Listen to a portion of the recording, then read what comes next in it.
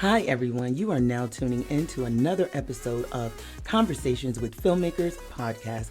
Our special guest today is New York-based journalist, author, and filmmaker Alberto Ferreras. We hope you enjoy part one of this two-part discussion. Thank you for joining us today. Thank you, audience, for joining us today for Conversations with Filmmakers. And I'm really excited today for this guest. Mr. Alberto, would you please tell us your name, position, and how long have you been in the media industry? My name is Alberto Ferreras. I was born in Spain, raised in Venezuela, and I have been in New York City for the last 33 years.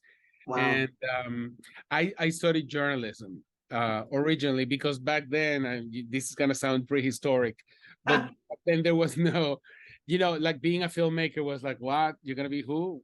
Who do you think you are? In Venezuela, in Caracas, where I studied, there was not a filmmaking career.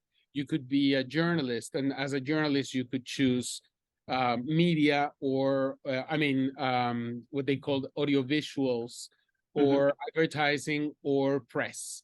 And I did choose to study, audiovisuals.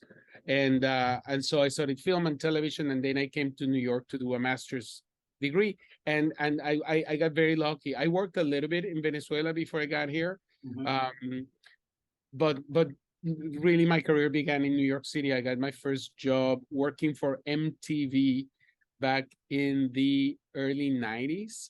Wow. And I used to work for a show with Daisy Fuentes called MTV Internacional, which was at the time the only show MTV did in Spanish for the entire, just for the US, for the Latino US and Latin America.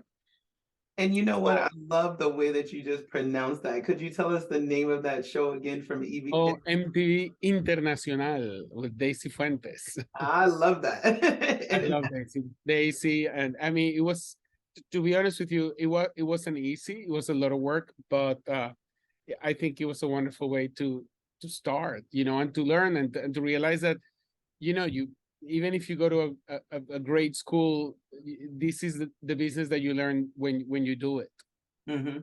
Absolutely. And I think that is something that is very important to put out there for the audience. And it's also pretty exciting to know, like, it's been 30 something years. You probably thought, hey, I'm just going to come there and learn a little bit, maybe go back home. And now decades later, you're still out here doing what you have to do and really impacting the community overall in filmmaking. Doing my best. You're definitely doing your best. Paying the rent, if you live in New York City and you can pay the rent, you're miles ahead. So. Exactly. But I love like your whole setup as well, not to pivot too much, but would you mind just explaining things in the background? Because I think it's so artistic and streamlined. And I know the audience is going to know why the hell. A little while. So let me show you a little bit on my wall. Oh, nice. What am I pushing here? This is, so let me tell you a little bit of what I have behind. Well, right behind me is my father, who I love and adore. Those are his shoes.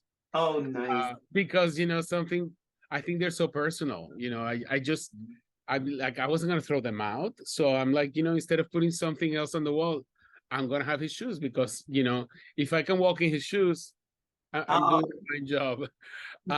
This is a poster of a play that we did in New York last year called Hamlet in Harlem, that I wrote it, directed, produced it with my friend Mirna Duarte. Doing theater in New York is a little bit of a luxury because it's not like you're gonna, especially if you do off Broadway, you're not gonna make money, but something, if that's what you love, that's what you love. That's a painting by a friend of mine called Fabio Ostrovieski. May he rest in peace. I work with him and I adore him. Another painting by my friend Annemiek, my sister, who's an amazing painter. She did that piece, that red piece, and some other things that, I caught, I've been collecting here and there. And that photo back there, that's a cool one. You see it all the way in the end. That is, yeah, she's a Bolivian woman. It's a big poster of a of someone I photographed for a project that I did a couple of years ago for the Smithsonian Institution, for the first Latino gallery of the Museum of American History. Exactly. And that was going to be one of my questions to you. With all the things that you've done, could you also tell the audience more about your work in museums? Because you're also a photographer, correct? I'm an iPhone photographer. That's an iPhone picture, believe it or not. But That's that's how expensive. amazing, though. Yeah, Listen, the yeah, technology, there's people out there that have actually made films, on an iPhone. So, yes, if they can do it with a GoPro or whatever, I think you could take photography photos with an iPhone. So yes. definitely, would you mind letting them know? Absolutely. So throughout my career, I've done a lot of things. I work in advertising, in promotions, films behind the scenes. I've done independent projects, short films, feature films sometimes. I've never produced a feature, but I work as a screenwriter in a film that went to Sundance in 2015. So I've done a little bit of everything. But Absolutely. one of my favorite projects. Um, for many years I produced I direct it's a long story, but I've been doing a show for a long time called Habla for HBO. It began Mhm, in HBO Latino, ended up on HBO Max, which now is called Max. But mhm. Habla is a very interesting show because it's a little bit about everything and nothing. It's about everything that had to do with being a Latino in the US. Mhm. For many years, especially Hispanic media in the US, has relied on shows that came from Latin America. Okay. And they didn't represent the experience of being bilingual and bicultural, Uh-huh. which is the case for many Latinos in the US. Mhm. And so with Aula, what I tried to do is to give a space for US Latinos to speak up and to talk about the good and the bad, to talk about language. We have a very particular way to play with language in the US, which is mixing it, English and Spanish, and Spanglish, right? Is what they call it. language. Yeah. And many most media, Hispanic media, shied away from that because it was improper. And I'm like, dude, if we all talk like this, why not? So Mhm. so Habla was probably the first network show that not only allowed but encouraged people to speak Spanglish the Mhm. way they do in regular life. And I think a lot of people who've never seen themselves reflected on the screen, they saw themselves. Actually, we've had guests on the show. We Mhm. started doing Habla in 2003. Wow. And in 2019, I believe, uh, yes, right before the pandemic, we had Diane Guerrero from Orange is the New Black, Wow.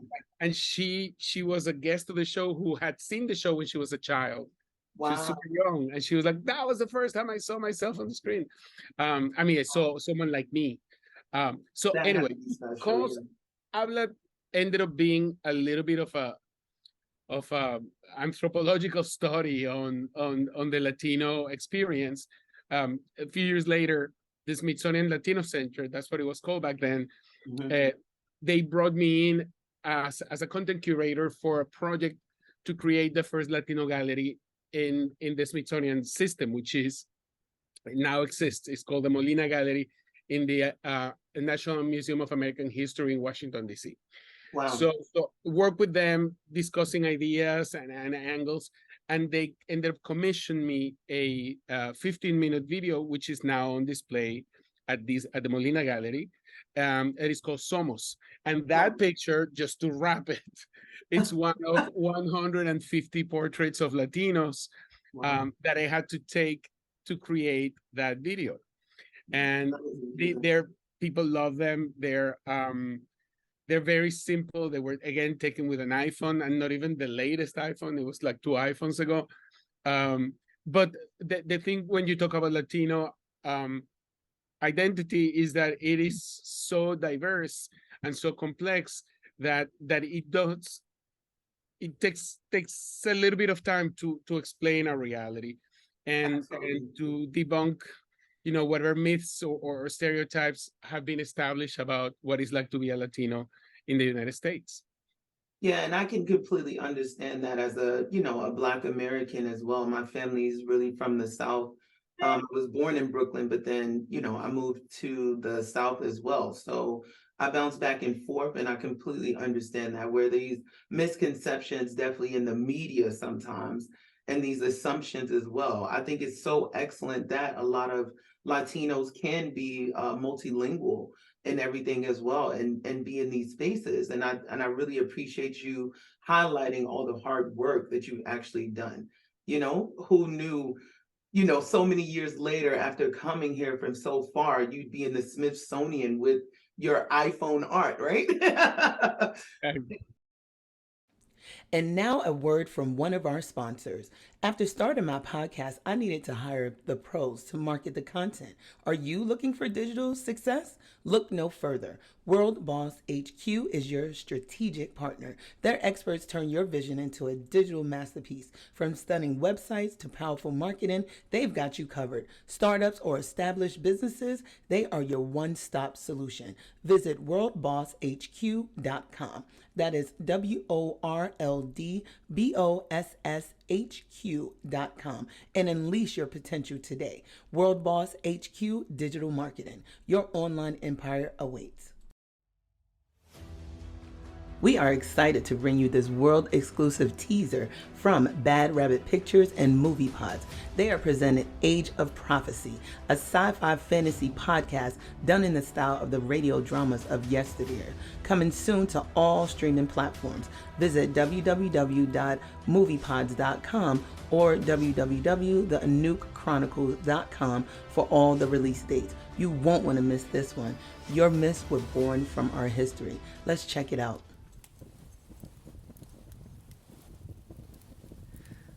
Life.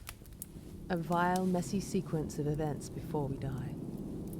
All designed for something beyond us. It has to be. Or else, what's the point? You don't know me, but I know you. I am responsible for your triumphs and miseries.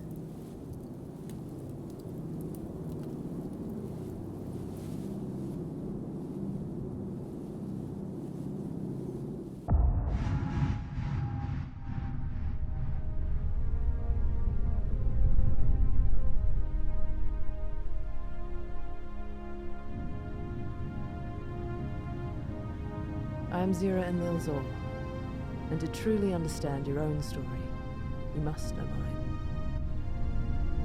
Your myths were born from my history.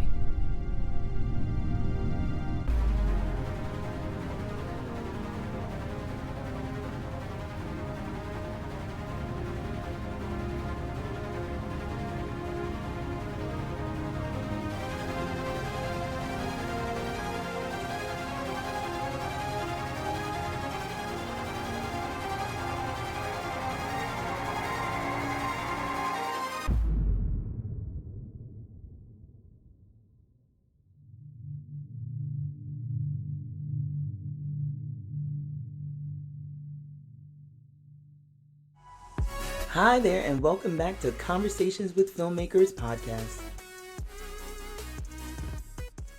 And can I ask you, were all of those pieces by you from the iPhone, just like from your travels? Was that all in America, or was it traveling around and everything, or? Well, the actual piece is a 15-minute narrative video. Well, it's a documentary piece where I interviewed about 19 subjects. Wow. That we discussed. We agreed on who would they be, working in tandem with what is now the Museum of the American Latino. We agreed on these 19 subjects, and I cut it together. And then to illustrate some portions of that video includes a lot of images from the NASA, because we have Latino astronauts, but wow. Also archive images from the Library of Congress. But to talk about the Latino reality, for certain portions, I needed portraits. Mm-hmm. And at some point I thought about licensing them. But then when I saw what you could do with an iPhone, I was playing with a very specific type of lighting. And and it was during the pandemic. I managed to make the most diverse sample of subjects that I could. That's really Because people forget that sometimes you say, oh, there are Asian Latinos, Mhm.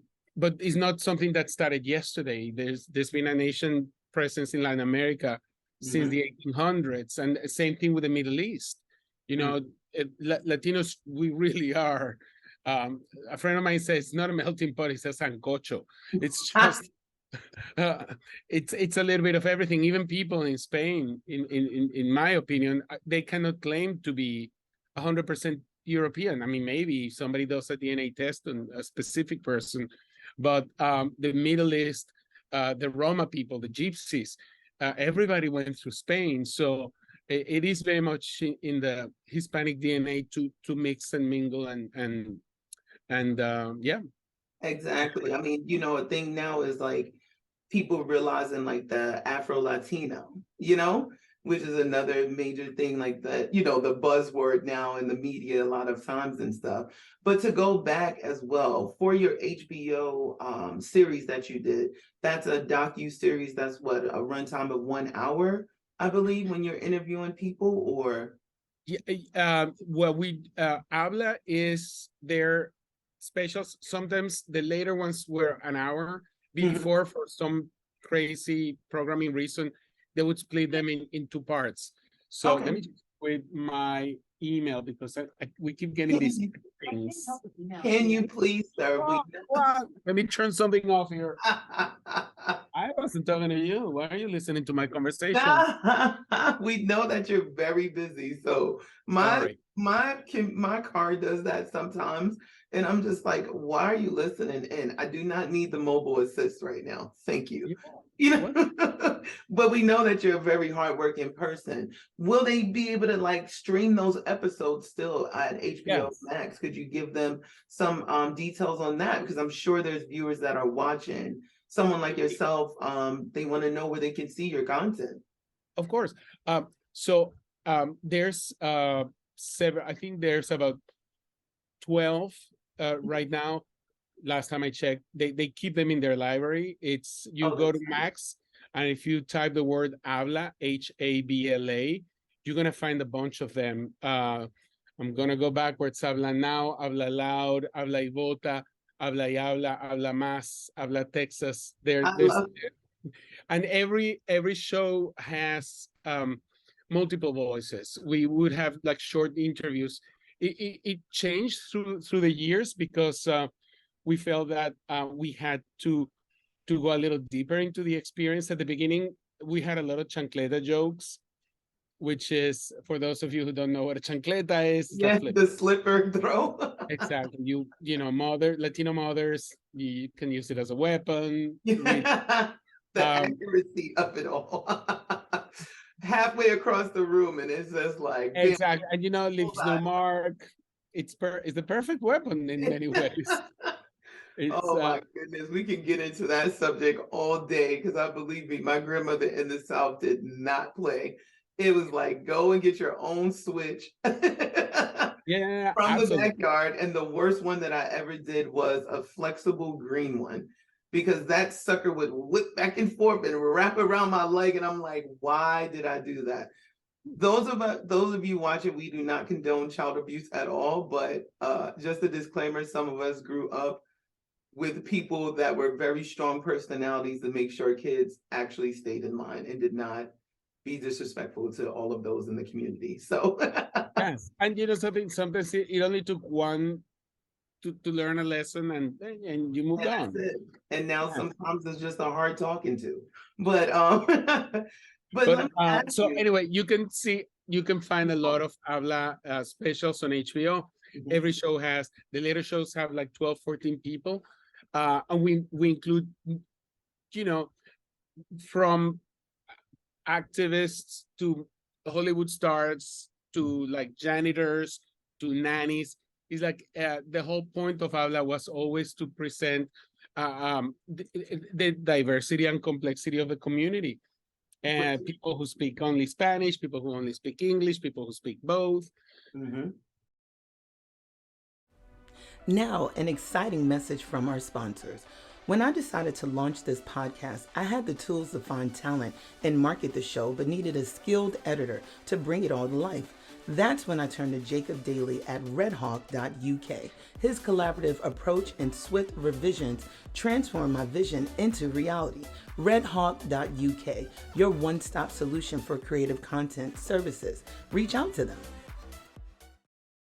Now a word from another of our supporting sponsors, that is Realm IQ, a new AI consultancy started by film marketing veteran Kurt Doty, who has built an international team of AI mentors to help AI change management for your business. Go to www.curtdoty.co/Realm IQ. Smart people for smart adoption, creating smart worlds. Realm IQ. Book your AI workshop today. Adopt or perish.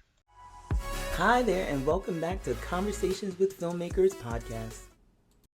Another question I wanted to ask you, because you've done so much. I mean, a journalist, author, filmmaker, playwright, photographer. I mean, you've pretty much done it all. But, with the Latino experience, what is your favorite genre of content that you like to develop?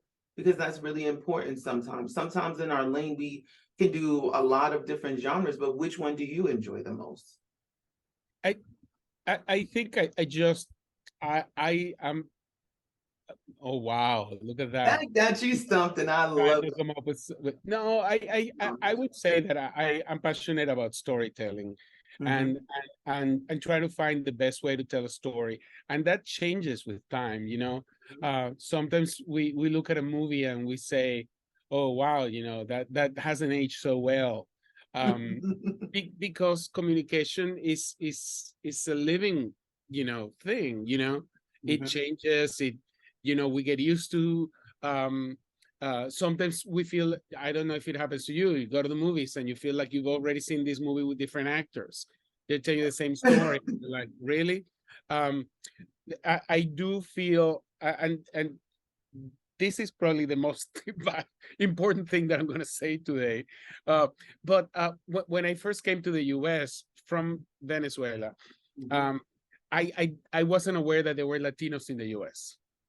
Wow. I imagined that there was a few. But I didn't understand that this was a population that was, I wasn't the first one coming in. I was shocked when I found that there was a Nuyorican, like very important Nuyorican population in New York and Dominican, and then there was a whole another thing in the Southwest with the Chicanos and anyone who lived in that area even before 1848. The Latino presence has always been part of the history of the United States, but that was not something I saw in the movies.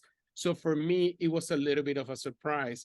And because the experiences are so different, a Cuban in Florida might not have a lot in common with a Chicano from Los Angeles, to give you the most basic example, or with someone who has been, came to New York, in the 1800s with his family from like Spain or whatever. Because the experiences are so different, and yet as a group we're all thrown kind of like in the same bin.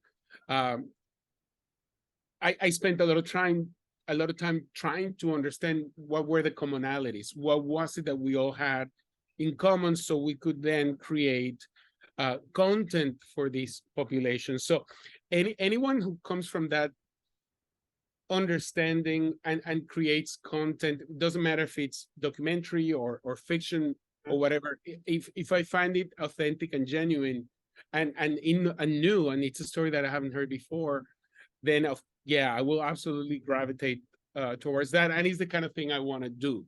Absolutely. Well, let me ask you, could you tell us some inspiring films or books that you could recommend to the audience as well? Like, were there any that you read and just it sang to you immediately? Because you seemed like a very creative and artistic person. Was there anything, it could be in the past or the present? I mean, some things that jump at me, like, oh my God, that was before and after. There is a documentary that you probably saw. I think everybody should see it because it's just the most beautiful thing ever. It was called, I think it was called Red Hot Ballroom, and it was a documentary about children learning ballroom dancing in New York City. It was a program. I don't know if it's around anymore. And there were these schools, the kind of like fancy private school was competing with like the super Dominican school, and these kids who knew how to dance merengue then had to learn how to ballroom, and it was just beautiful. Again, when you have a population, it could be, of any Asians, African Americans, Latino, it doesn't matter. When you have a population that has been branded, has been stereotyped in the media, and you show their humanity, that I think is always, what I like the most. When Yeah, somebody opens my eyes to somebody else's experience and makes me understand, we're the same. absolutely. And I think that's important because, before Dancing with the Stars, there was like things like that as far as like ballroom. I remember watching that on the network channels, and you did see these young kids, and they were just like so serious with the tango and all of that. And it just always excited me. So it made me a little bit sad to see, that be taken off. So definitely Red Hot Ballroom. I'm definitely going to check that out. Do you know Oh, where that might be streaming at or anything? I mean, I'm sure people use your Google. it should. It should. I mean, if you haven't seen, listen. It was one of those movies that people in the theater were clapping, um, and that doesn't happen all the time. To have people like literally cheering for someone who's not even physically there. So that was great. I can tell you some obscure things that nobody's gonna find. I saw many years ago an off Broadway play. It was called Men on the Verge of a Hispanic Breakdown, Wow. and it was actually a gay Latino. I think he's the actor was gay, but he represented six types of gay Latino Really? men who encountered different situations. It was brilliant. Um, and I don't know what happened to that writer and that actor. I know the actor was Felix Pire, who I Mm, believe he teaches in UCLA now. Of course, everything that John Leguizamo did on Broadway is phenomenal. Like all his one-man shows, from Mambo Mouth. I think the last one I saw was Latino History for Morons. They're fabulous. I mean, they're totally worth watching. But I tell you, it's in his first comedy specials, Mambo Mouth, Freak. They were fabulous. And again, I felt like it was so genuine. Um, I love it. Sometimes I feel like when we try to do Hollywood, it's impossible to create content that is so expensive without having to. I'm saying that it's impossible. Maybe it is. Maybe we can yeah. do it, but it's without having to make some concessions. That in some cases, again, when you're talking about underrepresented groups, Yes. you feel like really, braids, and two babies. I mean, come on. But it's because you have to convince Flannel so many shirts, right? people. Flannel Yeah, shirts and gold and all that. Yeah, I completely. Now, exactly. let me ask you about these shows that you watch. Did those inspire you for the Hamlet in Harlem? For Like, Hamlin and Harlem. Not, yes, I well, mean, like the absolutely. How many? flexibility, yeah, the freedom of it, I would say. The freedom of it.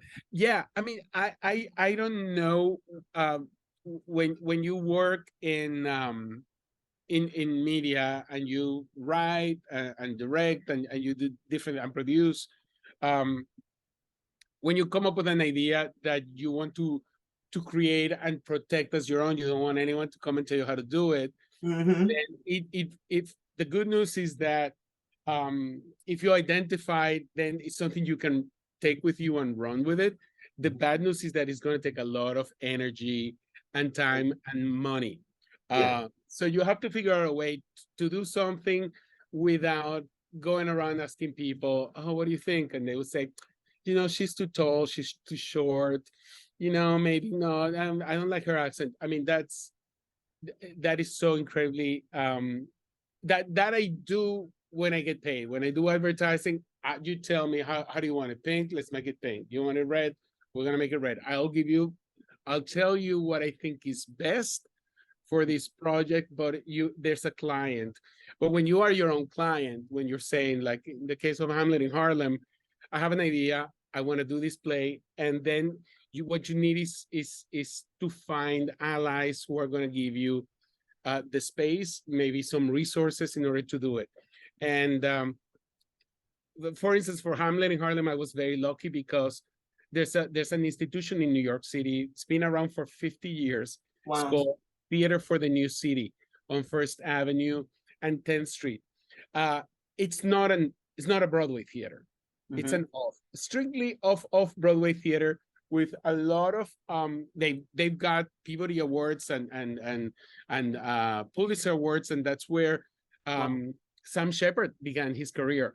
Wow. But the woman who created this incredible place, Crystal Field, she constantly gives opportunities to new voices. And that is the purpose of the theater.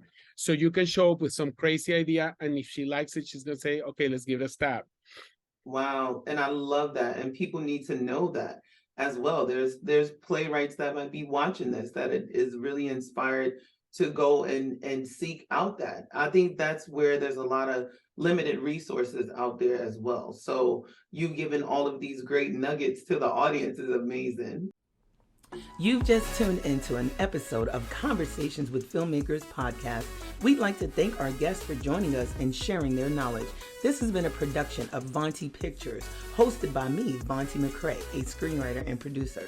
We'd also like to thank Bad Rabbit Pictures for the animated content and creator of upcoming podcast Age of Prophecy, along with our sponsor, redhawk.uk, with all episodes being edited by Jacob Daly, director, producer, and a man of many talents. Come back next week as this saga continues for the Conversations with Filmmakers podcast.